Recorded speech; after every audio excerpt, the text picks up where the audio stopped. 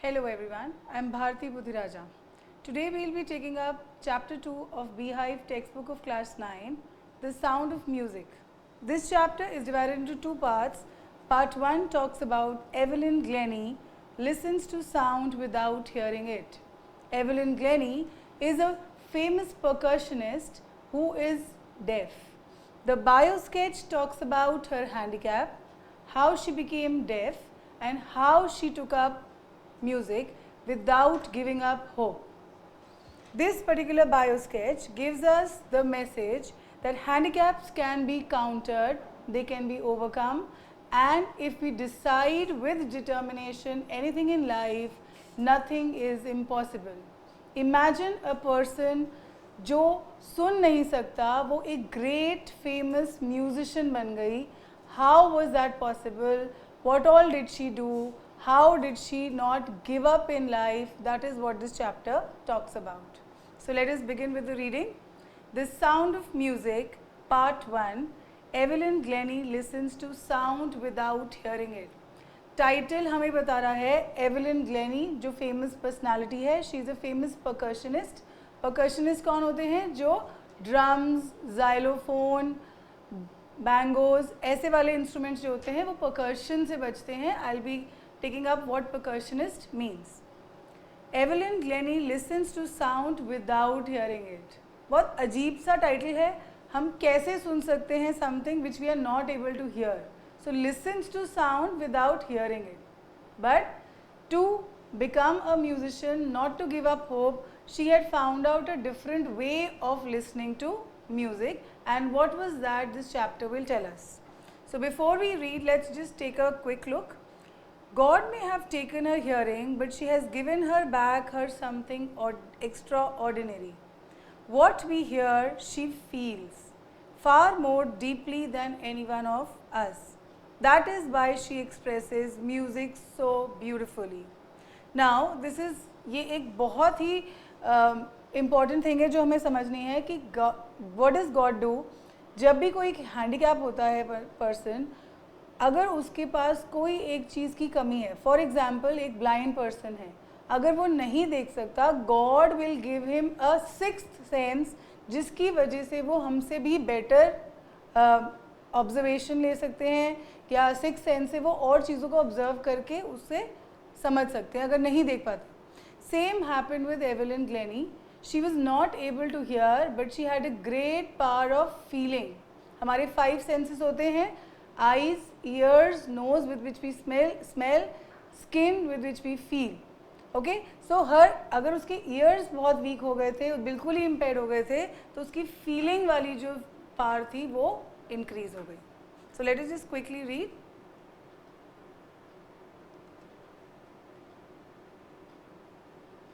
Rush hour crowds jostle.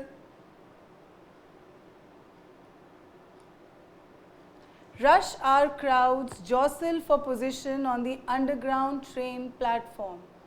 A slight girl looking younger than her 17 years was nervous yet excited as she felt the vibrations of the approaching train. It was her first day at the prestigious Royal Academy of Music in London, and daunting enough for any teenager fresh from Scottish farm. But this aspiring musician faced a bigger challenge than most. She was profoundly deaf. So what are we talking about? Here we are talking about this girl. जो पहला scene है हमारे chapter का वो इसी से शुरू होता है. We are in a underground train platform. Okay, she is in Royal Academy of London. So हमें पता चल रहा है वो कहाँ है. She is in London. और what is she doing there? She is waiting for a train. तो कहाँ पर है वो? She is in London city and she is in underground train platform. So what is she doing there? She is waiting for a train. But उसके लिए क्या different है? She has been described. Let me see the description. देखते हैं. A slight girl looking younger than her 17 years. एक slight means very very small and thin. बहुत ज़्यादा hefty built नहीं है, she is very very small, very very thin, and she is actually 17 years, पर वो लग भी नहीं रही है, उससे भी ज़्यादा यंग लग रही है वो, but nervous yet excited, she was nervous about something but excited. तो डबल मिक्सड फीलिंग हो गई. नर्वस होते हैं जब हम किसी चीज़ से टेंशन में होते हैं, whereas एक्साइटेड कब होते हैं हम, जब हम बहुत खुश होते हैं. It was her first day at, अब हमें वो रीज़न देगा नर्वस क्यों है, because she is alone at the railway station waiting for a train to come. Okay, so maybe she is new in that place, नई है, उसको बिल्कुल समझ नहीं आ रहा कहाँ जाना है, कैसे जाना है, तो इसलिए she is nervous. But why is she excited, because it was her first day at the prestigious Royal Academy of Music in London. So without reading further, what do we understand? That she's in London, Royal Academy of Music. It's a college for where music is learnt, music is taught, and she is going there for first time. And daunting enough for a teenager fresh from Scottish farm. So this is what we come to know. She is actually from Scotland. So she is also not from London, she is from Scotland, and it is very very strange for a person to come from a village. एक village से जब बच्चा या कोई भी even if it's not a child, even if it's a grown up, जो एक village से आता है, he is very very simple in his thinking. तो उसके लिए लंदन सिटी, बड़ी सी लंदन सिटी की लाइफ जो है, that is very very difficult. तो इसलिए she is nervous, she is waiting for the train, she doesn't know, and daunting enough means, what is daunting? Frightening. एक crowded सा है. First thing the chapter told us was rush hour, crowds jostle for position. Jostle means there is a kind of pushing each other. Rush hours होते हैं जहाँ पे भी, you must have seen at metro stations, you must have seen at some different malls, if you go for some fairs, वहाँ पे बहुत common scene होता है, crowds हैं, वो एक दूसरे को push कर रहे हैं to stand there for their positions. So the first paragraph is showing us she is a very very soft hearted, बहुत ही soft, docile, thin, frightening C, she is scared of everything, बहुत ही nervous सी लड़की है वो. But this aspiring musician faced a bigger challenge. इतनी सारी problems के साथ साथ उसको एक और major problem है. Aspiring क्या होता है? What is aspiring? Somebody who wants to become something. So your aim, what you aim for. So this girl wanted to become a musician. Faced a bigger challenge than most. Bigger challenge, challenge होता है कोई भी problem, any weakness or any problem. तो उसको एक और बड़ी problem थी, apart from the rush, apart from being new in that place, that she was profoundly deaf. Profoundly means completely. She is completely deaf. She cannot hear anything. And imagine a small girl of 17 years old, she is coming from a village, she is not used to the ways of the city, और सबसे बड़ी problem, she is deaf and all alone. तो imagine कर सकते हो कि कैसी वो problem में थी, कैसी situation में वो थी. And how did she come to know that the train is approaching? As she felt the vibrations of the approaching train. तो इस फर्स्ट पैराग्राफ ने हमें बता दिया that instead of listening to something, उसके अंदर एक पावर थी, she could feel the vibrations. अब ये वाइब्रेशंस क्या होते हैं, लिटिल बिट ऑफ फिजिक्स करते हैं इसमें हम. Vibrations are anything when you make, when they are waves actually, जो हम अगर कोई स्ट्रिंग, जैसे गिटार कैसे बजता है, वेव से उसकी. How do you beat a drum, जब हम उसको ड्रम्स को बीट करते हैं तो जो उसका जो मेम्ब्रेन होता है उससे जो वाइब्रेशन होती है उससे आवाज़ आती है. तो what was her technique, she used to feel the vibration of the approaching train. तो यहीं से पता चल गया कि not listening to the train but she used to feel the vibration of that. Evelyn Glennie's loss of hearing had been gradual. अब हमें उसके बारे में पता चलेगा वो कौन है, क्या है, कैसे वो डेफ हो गई, whether she was a born deaf or she became deaf because of something. Evelyn Glennie's loss of hearing had been gradual. Gradual means step by step, धीरे धीरे, एकदम से नहीं हुई थी. She was not a born deaf, but step by step, धीरे धीरे, maybe because of some weakness, maybe because of some accident, she became weak. She became deaf. Her mother remembers noticing something was wrong when the 8-year-old Evelyn was waiting to play the piano. They called her name, she didn't move. I suddenly realized she hadn't heard, says Isabella Glennie. For quite a while, Evelyn managed to conceal her growing deafness from friends and teachers. But by the time she was 11, her marks had deteriorated and her headmistress urged her parents to take her to a specialist. So by the time she was 11 years old, her mother has shared, हमारे साथ उन्होंने share किया उसकी mother ने एक incident when this girl Evelyn was 8 years old. तो क्या incident था? She was see from very childhood she was very fond of music. So बचपन से ही वो म्यूज़िक की बहुत उसको लगाव था और वो पियानो क्लासेस जाती थी. तो पियानो क्लासेस में एक दिन क्या हुआ, उसकी मदर ने क्या नोटिस किया कि जैसे piano may be they don't have, सारे पियानो नहीं हैं, तो बारी बारी से बच्चों को पियानो बजाने की टर्न आती थी. तो जब उसकी टर्न आई तो उसका नेम जब उसकी टीचर बुला रही थी, एवेलिन डिड नॉट रिस्पॉन्ड. उसका नाम बुलाया गया, उसकी बारी आई, but she did not. They called her name and she didn't move.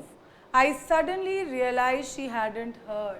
तो जब वो 8 साल की थी तब उसकी मदर ने नोटिस किया कि जब उसको ज़ोर से बुलाओ या उसको सुनाई नहीं देता, and she is not able to respond because of that. For quite a while, Evelyn managed to conceal her growing deafness. थोड़ी देर तक, थोड़ा टाइम तक, जैसे 8 years से उन्होंने नोटिस करना शुरू किया, 9 years, 10 years, till the age of 11, she was able to conceal. Conceal होता है hide, secret रखना, किसी चीज़ का secret रखना. Her growing deafness क्यों? वो धीरे धीरे बढ़ रही थी. From friends and teachers. But by the time she was 11, her marks had deteriorated. Deteriorated means decrease होना, नीचे जाना. So her marks were decreasing and it was going down.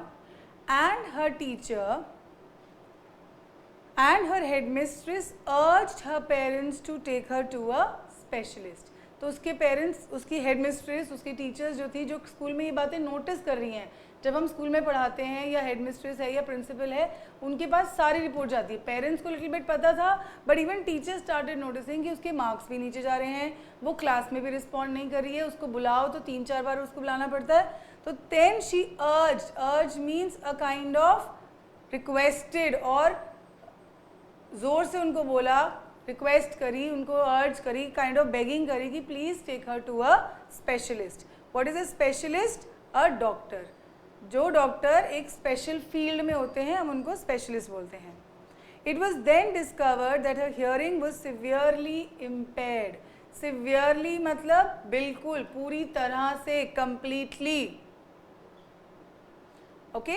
And what is impaired? Impaired means something weakened, जो बिल्कुल वीक हो चुका है, that is impaired. Fine. As a result of gradual nerve damage. और क्या रीज़न था उसका? जो उसकी नर्व्स थी ईयर्स के अंदर की, वो बिल्कुल डैमेज हो चुकी थी. They were advised that she should be fitted with hearing aids and went to a school for deaf. तो जब ये निकला, जब ये रिज़ल्ट निकला उसके चेकिंग का, तो क्या निकला? दैट उसकी जो हियरिंग पावर है वो बिल्कुल ख़त्म हो चुकी है, वीक हो चुकी है because of some nerve damage. और डॉक्टर्स ने सजेस्ट किया कि उसको हियरिंग एड लगना चाहिए and she should be sent to school of deaf. Everything suddenly looked black, says Evelyn.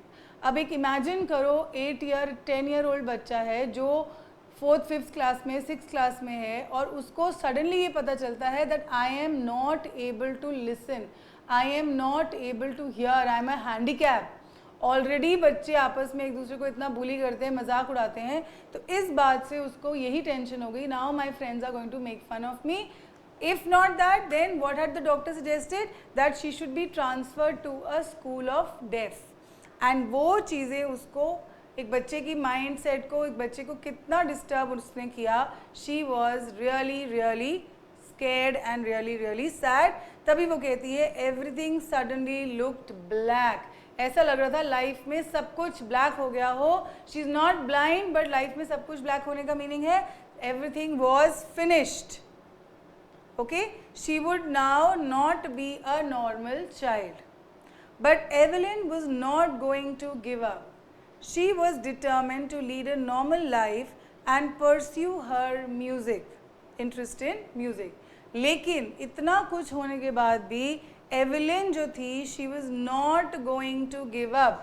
Not going to give up means उसने गिव अप नहीं किया hope. She says no I am not, मैं हार नहीं मानूंगी, मैं डिफीटेड नहीं feel करूंगी.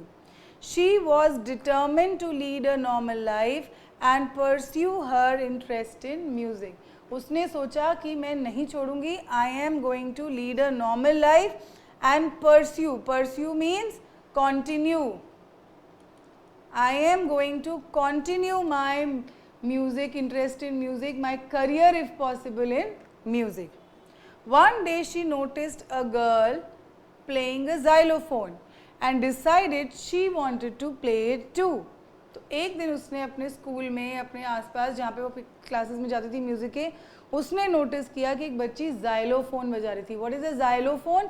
Xylophone is a musical instrument with a lot of something like a piano, but here this way they have a lot of rods of metal, और हम उसको स्टिक से, एक स्टिक होती है राउंड, उसके ऊपर आगे वो लगा होता है, उस स्टिक से हम उसको बीट करते हैं तो म्यूजिक आता है उसमें. That's a xylophone. Decided that she wanted to play it too. जब उसने उसकी वो सुना music, I mean not obviously सुना, but when she saw her playing and she could feel the music, she also wanted to play that. She was attracted to the instrument. देख के सुंदर सा ब्यूटीफुल सा instrument, she was attracted. Most of the teachers discouraged her, but the percussionist Ron Forbes spotted her potential. He began by tuning 2 large drums to different notes. Don't listen through your ears, he would say. Try to sense it through some other way. तो क्या हुआ? She wanted to play that xylophone, लेकिन उसकी जो बाकी teachers थी और music teachers थी, उन्होंने उसको डिस्करेज किया. डिस्करेज क्यों किया इस बच्चे को? बिकॉज उनको ये पता था कि वो एक डेफ बच्चा है. How can a deaf child play music? अच्छा म्यूज़िक कैसे? जब तक वो सुनेगा नहीं, क्योंकि म्यूज़िक का बेस्ट वे होता है आप सुनते हो और उसके बाद आप प्रोड्यूस करते हो म्यूज़िक को. But percussionist, what is a percussionist? It's given here. Percussionist is a person who plays the drum, the tabla. Drum, tabla, bongo, conga, ये सारे जो टाइप के इंस्ट्रूमेंट्स होते हैं, they are called percussion. Percussion के फिजिक्स के principle पे work करते हैं. They have a big huge drum. सबका कॉन्सेप्ट ऐसे होता है, यहाँ पे एक मेम्ब्रेन लगा होता है. उस मेम्ब्रेन पे जब हम बीट करते हैं तो वाइब्रेशंस प्रोड्यूस होती हैं, और उस वाइब्रेशन से और ये जो हॉलो ड्रम है उससे साउंड प्रोड्यूस होती है परकशन वाले इंस्ट्रूमेंट्स में. So he was a percussionist. He spotted her potential. Spotted means ढूंढा, find out. He found that she had a talent. Alright, potential means talent, उसकी क्वालिटी, उसका जो गुड पॉइंट्स थे. He began tuning, और उसने एक experiment किया उसके साथ. उन्होंने एक ड्रम लिया, 2 लार्ज ड्रम्स लिए, एक को डिफरेंट नोट पे डाल दिया. नोट्स होते हैं म्यूज़िक में, हाई नोट्स होते हैं, लो नोट्स होते हैं, और उन्होंने डिफरेंट नोट्स पे डाल दिया, एक हायर नोट पे, एक लोअर नोट पे, और उसको बोला don't listen through your ears, he would say try to sense it some other way. उन्होंने कहा कि आप उसको कान से मत सुनो, आप उसको किसी और तरीके से सुनने की कोशिश करो. He did not exactly tell her what to do, but he wanted her to find out मैं कैसे फील कर सकती हूँ music. He would say try to sense it some other way. Senses, 5 senses, फिर से हम उस सेंसेस पे आ रहे हैं. उन्होंने बोला फील करो म्यूजिक को. Said Evelyn, suddenly I realized I could feel the higher drum from the waist up and the lower one from the waist down. I'm going to show you a figure here, a stick figure जैसे हम generally बनाते हैं बच्चों के लिए. Now this is your upper portion of the body and this is your lower portion of the body. Alright? Now जब वो higher pitch की notes बजते थे, higher drum means जो हैं, जो loud sounds थे, वो उसको waist up, higher side of the body में feel कर पाती थी, और जो lower ones थे, lower sound pitch थी, notes थे, वो उसको waist down, waist के नीचे वाले portion में से उसको वो vibrations feel होती थी. So that is why she could feel the music. Forbes repeated the exercise and soon Evelyn discovered that she could sense certain notes in different part of her body. तो वो क्या कर रही थी? Different notes जो थे, higher, lower, medium, इन सबको अपने different parts of the body से feel कर पाती थी. I had learned to open my mind and body to sounds and vibrations. ये उसका बेसिक टेक्निक है which is very very important. Because कैसे वो कर पाती थी? I had learned to open my mind and body to sounds and vibration. Body को sounds और वाइब्रेशन के लिए उसने ओपन कर दिया. The rest was sheer determination and hard work. मतलब जो रेस्ट था, this is how she did. The rest means whatever happened with her in life, the rest was sheer determination and hard work. जो उसकी hard work थी, उसका determination था, बाकी वो उसके ऊपर depend करता था. She never looked back from the point onwards. और इस particular point when Ron Forbes ने उसको सिखा दिया कि अब music को कैसे sense करना है, she never looked back. Never looked back is कभी पीछे नहीं देखा उसने, कभी अब सारी चीज़ें positive होती गई. From that point onwards, she started learning music. She toured the United Kingdom with a youth orchestra. Orchestra क्या होता है? I hope everybody knows what is orchestra. Group of instrumentalists होते हैं ये.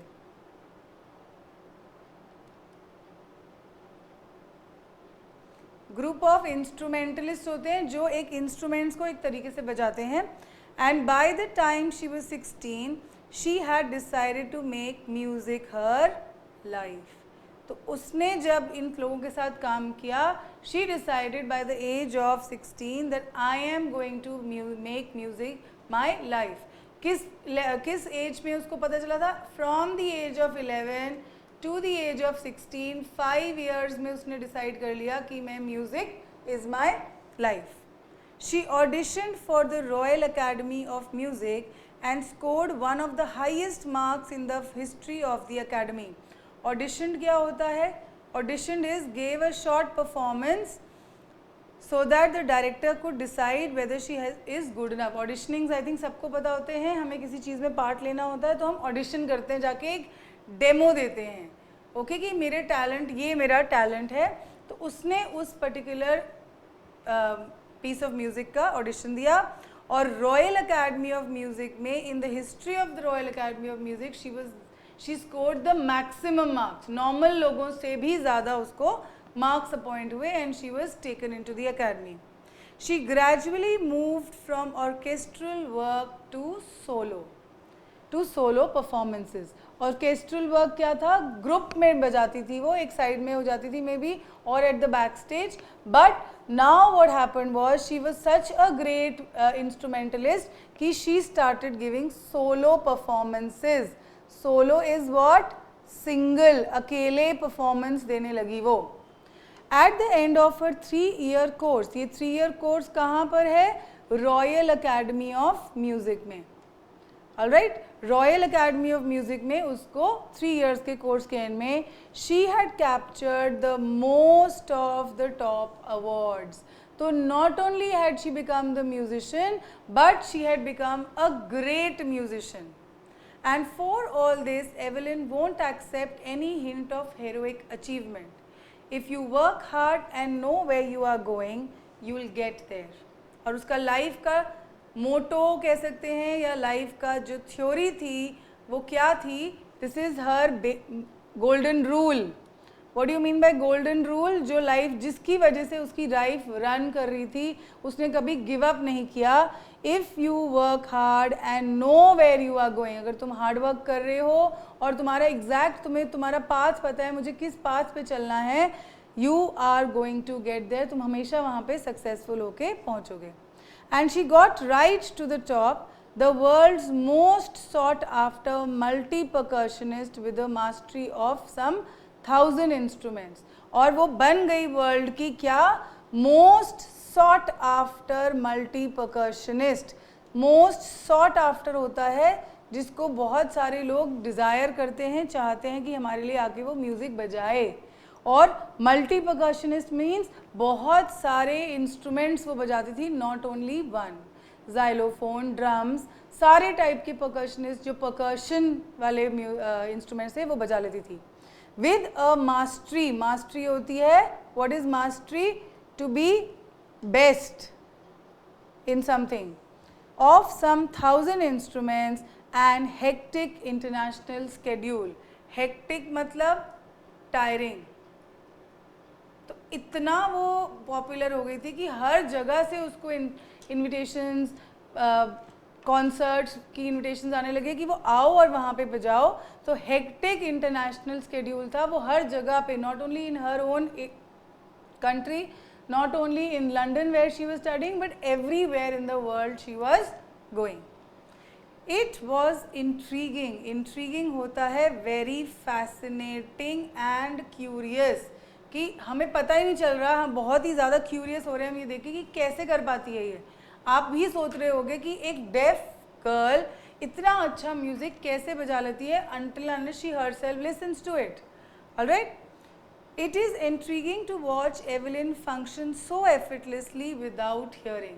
Function so effortlessly मतलब function तो हो गया वर्क करना, effortlessly हो गया विदाउट एफर्ट, मतलब उसको बहुत एफर्ट नहीं करना पड़ता, बहुत ज़्यादा हार्डवर्क करती है, but she doesn't have a problem in doing that.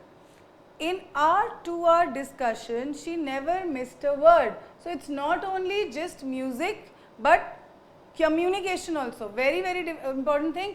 मैं अगर आपको कुछ बोल रही हूँ, आप मेरी बात नहीं सुन पा रहे हो, तो how will you answer back to me? But वो भी उसको एक प्रॉब्लम नहीं थी. She never missed a word. तो उसने एक टेक्निक सीख रखी थी. अब उसको पता था she is become a famous musician, तो उसको बहुत सारे लोगों से इंटरेक्शन करना पड़ेगा. तो उसने क्या किया? She learn a technique of lip reading, और वो लिप्स की मूवमेंट को पढ़ के देख के शी कुड अंडरस्टैंड कि वो क्या बोल रहे हैं, and she would respond to it. But she is not dumb, she can speak. तो and she was not deaf all her life, तो उसको पता थे कुछ कुछ वर्ड्स क्या होते हैं. Man with bushy beards gave me trouble. क्यों होते था ये? Man with bushy beards give me trouble, because जो बुशी बियर्ड्स होती हैं उनसे वो लिप एरिया कवर हो जाता है, तो वो लिप रीडिंग नहीं कर पाती थी. That is why she said it gave me a problem. She laughed and it is not just watching the lips. She used to say कि मैं लोगों की लिप्स पढ़ के सिर्फ नहीं समझती उनकी बात. It's the whole face, especially the eyes. I don't read only the lips, I read the whole face and see what the person is trying to say. Why especially eyes? क्योंकि कई बार क्या होता है, अगर हम झूठ बोल रहे होते हैं या हम कुछ और बोल रहे हैं, हमारे दिमाग में कुछ और चल रहा है, तो हमारी आईज इमीडिएटली रिफ्लेक्ट करेंगी उसको. She speaks flawlessly. Flawlessly means without fault, without making a mistake. So without mistake, flawlessly वो बोला करती थी. With a Scottish lilt. Lilt क्या होता है? Way of speaking. हम उसको accent भी बोल सकते हैं, तुम जैसे pronounce करते हो words को. My speech is clear because I could hear till I was 11, she says. But that doesn't explain how she managed to learn French and master basic Japanese. अब ठीक है, इंग्लिश में तो may be when she was a child of 4 years 5 years, जब उसकी schooling start हुई, उसको alphabet सिखा दिए गए, उसको ABCD सिखा दी गई, उसको प्रोनाउंसिएशन ऑफ वर्ड सिखा दिया गया, सेंटेंसेस सिखा दिए गए, तो she knows English. But still after becoming deaf she learned French and Japanese. French is not a easy language, वो उसने फिर भी उसको सीख के सुन के सीख लिया, और Japanese is equally very very difficult. लेकिन इसने with in spite of having handicap of being deaf, she was able to listen, she was able to learn Japanese and French languages. As for music, she explains. Now ये बहुत ध्यान से सुनो, ये वाला part बहुत बहुत इंपॉर्टेंट है, इस पे लॉन्ग क्वेश्चंस बनते हैं कि वो एक्चुअली सुनती कैसे थी म्यूजिक को, या how she use all her body to listen to music. It pours, या इट क्या है, म्यूजिक. So music जो है, it pours in through every part of my body. It tingles in the skin, my cheekbones and even in my hair. When she plays the xylophone, she can sense the sound passing up the stick into her fingers. अब मैं इसको explain करती हूँ क्या हो रहा है यहाँ, कि वो ये कहती है कि जो म्यूज़िक है वो मेरी बॉडी के अंदर ऐसे लगता है पोर इन हो रहा है, मतलब ऐसा लग रहा है कोई वाटर की तरह मेरे अंदर वो डाल रहा है म्यूज़िक को मेरे अंदर. Every part of my body. It tingles in my skin. Tingle होता है causes a prickly, a kind of a, जब हम कोई चूटी मारते हैं या हम उसको prickle करते हैं छोटी छोटी सुई से, तो ऐसा लगता है म्यूज़िक मेरे स्किन के अंदर prickle कर रहा है. My cheekbones and even my hair. तो ऐसा लगता है it tingles in my skin. जब हम scared होते हैं, जब हम बहुत ज़्यादा ठंडी जगह पे जाते हैं, फॉर एग्जाम्पल हमारे रूम का एसी बहुत चिल्ड हो गया है, तो वो छोटे छोटे छोटे छोटे बाल होते हैं हमारी बॉडी में, which we call them as goose bumps, वो दे बिकम एक्टिव. और वही उसको ऐसे लगता था जैसे ही म्यूज़िक बजता है मेरे जो गूज बम्प्स हैं वो एक्टिव हो जाते हैं, ऐसे लगता है through those goose bumps music मेरे बॉडी के अंदर जा रहा है. When she plays the xylophone, she can sense the sound passing up the stick into her fingertips. अब she is holding her sticks like this. इधर देखो, she is holding the sticks like this and she is beating on the xylophone. तो उसको ये लगता था कि through these particular sticks उसकी fingertips होती हैं यहाँ से जिनसे उसने hold कर रखा है, she would feel the sound passing from her fingertips to her body.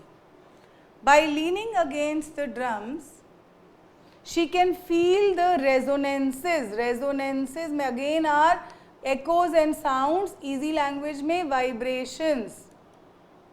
All right, ये vibrations हैं जिनको वो सुन पा रही है, and this is what she is able to sense it, flowing into her body.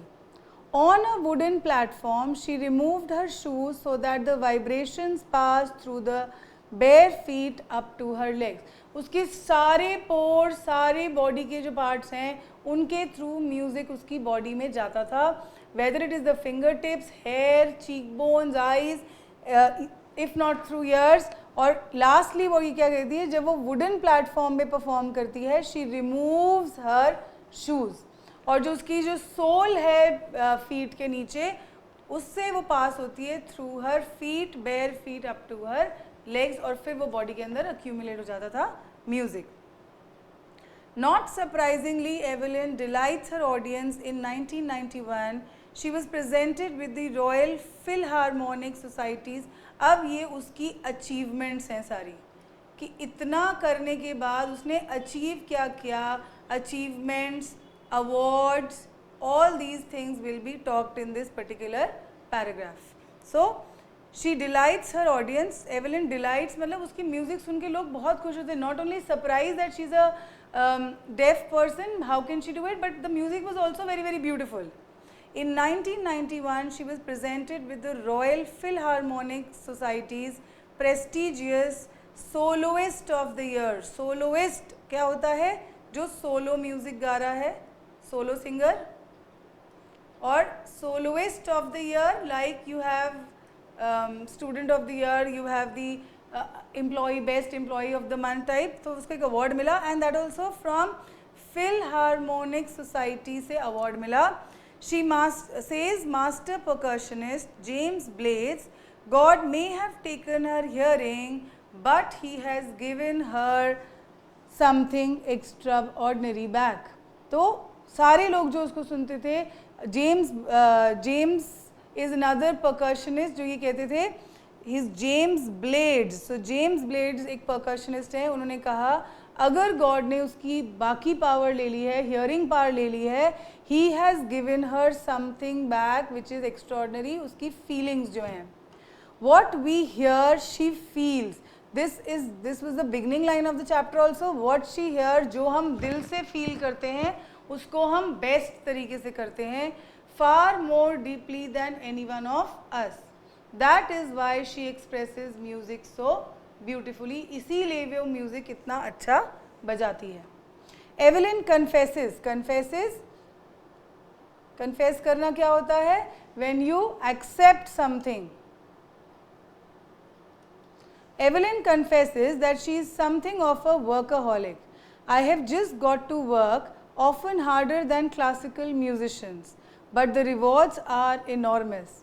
Apart from the regular concerts, Evelyn also gives free concerts in prisons and hospitals. She also gives high priority to classes for young musicians. Anne Richland of Beethoven Fund for Deaf Children says, she is a shining inspiration for deaf children. They see that there is nowhere that they cannot go. So, I have just got work means she calls herself as a workaholic. Alcoholic और workaholic होता है a person who finds it very difficult to stop working, who is in love with his, जो अपने काम से बहुत बहुत प्यार करते हैं उनको हम बोलते हैं workaholic. I have just got to work often harder than the classical musicians. Classical musicians से ज़्यादा काम करना पड़ता है हमें. But the rewards are enormous. जो क्लासिकल या नॉर्मल लोग हैं, जो नॉर्मल म्यूजिशंस हैं, उनसे ज़्यादा काम हमें करना पड़ता है, लेकिन जो रिवॉर्ड्स हैं वो इनॉर्मस मीन्स बिग, ह्यूज, सब बड़े हैं. Apart from regular concerts means जहाँ पे उसको पेमेंट मिलती है या म्यूज़िक कॉन्सर्ट्स होते हैं, उसके अलावा वो फ्री कॉन्सर्ट्स देती है. कहाँ पे? प्रिजन्स एंड हॉस्पिटल्स में. This is her charity work. Charity means लोगों की हेल्प करना, सोसाइटी की हेल्प करना. She also gives high priority to her classes for young musicians. और वो नॉट ओनली कॉन्सर्ट्स देती है बट बच्चों को सिखाती भी है म्यूज़िक, स्पेशली जो उसकी तरह डेफ और हैंडीकैप बच्चे हैं. Anne Richland of Beethoven Fund for Deaf Children says, Anne Richland is one of the person working with Beethoven Fund for ये NGO होता है. NGO is what? जहाँ पे इन ऐसे वाले बच्चों के लिए सोशल वर्क किया जाता है. She is a shining inspiration for deaf children. They see that there is nowhere they cannot go. Inspiration क्यों है वो ऐसे बच्चों के लिए? क्योंकि उनको ये लगता है कि जब वो ये कर पाती है तो हम क्यों नहीं कर पाए. So therefore she is like an inspiration for them. They see that there is nowhere that they cannot go. Means वो ये उनको ये लगता है कि हम अगर वो ये कर पाई है तो हम भी कर पाएंगे. There is nowhere they cannot go. Evelyn Glenn has already accomplished more than the most people twice her age. She has brought percussion to the front of the orchestra. Percussion to the front of the orchestra का मतलब है पहले जहाँ पूरे group में may be they were placed at the back stage because it is a percussion वाले जो instruments होते हैं वो बहुत loud होते हैं, तो soft वाले आगे होते हैं, बाकी पीछे होते हैं. But because of her efforts they have been able to bring her in the front line and she plays so well and demonstrated that it can be very moving. हम जनरली मूविंग और कौन सा music moving और वो होता है soft music. जो hard music होता है परकशन वाले इंस्ट्रूमेंट्स का उसको कभी मूविंग नहीं कहते थे, वो एक इन्जॉयमेंट के लिए होता था.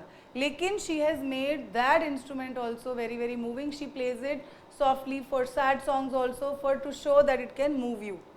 She has given inspiration to those who are handicapped people who look at her and say, if she can do it, I can, and not the least, she has given enormous pleasure to millions. So, अब what do you have here? It is not that she has not been able to, that she has not just given inspiration to handicapped people, she has also given inspiration to the normal people. वो ये कहते हैं कि जब एक handicap person इतना अच्छा music बजा सकता है, इतना सक्सेसफुल हो सकता है, लाइफ में इतनी प्रॉब्लम्स के बाद भी वो इतना कुछ कर सकता है, हम क्यों नहीं कर सकते? If she can do it, I can means अगर एक डेफ पर्सन, एक हैंडीकैप पर्सन कर सकता है तो हम भी कर सकते हैं. That is what she says here, if she can do it, I can. And not the least, she has given enormous pleasures to the millions. Given enormous pleasures to millions means not only inspiration, लेकिन अपने music से बहुत सारे लोगों को उसने happiness दी है.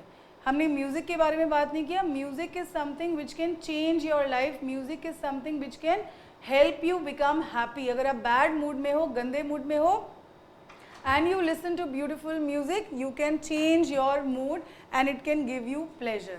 And that is what she has done to the world.